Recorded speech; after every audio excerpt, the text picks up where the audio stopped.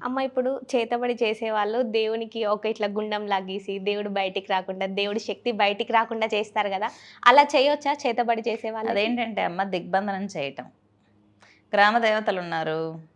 మన ఇంట్లో ఉన్నారు దేవతలు. గ్రామ దేవత ఉంటుంది, కుల దేవత ఉంటుంది. దిగ్బంధన మంత్రాలుంటాయి. క్షుద్ర మంత్రాలు. వాటితో శక్తిని బంధించొచ్చు. మనిషికి కట్లు వేయొచ్చు. ఇప్పుడు గొప్ప గొప్ప సాధకులున్నారు. ఆళ్ళ శక్తి పని చేయకుండా దిగ్బంధన మంత్రాలు వేస్తారు. అవన్నీ ఏంటంటే తంత్ర ప్రక్రియలు. లాక్ చేయటం. అన్‌లాక్ చేసుకునేటటువంటి మంత్రాలు తెలిస్తే ఓకే. లేకపోతే బంధించేస్తారు కదా! అవన్నీ ఏంటంటే తంత్రానికి సంబంధించినటువంటి సబ్జెక్ట్ అది పూర్తిగా. అవన్నీ మీరు చూడాలనుకుంటే మంత్ర జపం చేస్తే చూడొచ్చు. గ్రామాల మీద చేతబడి చేయాలన్నప్పుడు, నిధులు తీయాలన్నప్పుడు గ్రామ దేవత శూలంతో పొడుస్తుంది కదా మరొచ్చి. అందుకని అమ్మవారిని దిగ్బంధనం చేస్తారు.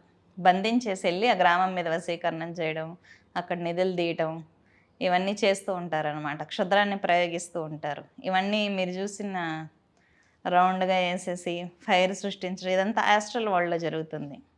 దివ్య దృష్టి ఉంటే చూడొచ్చు.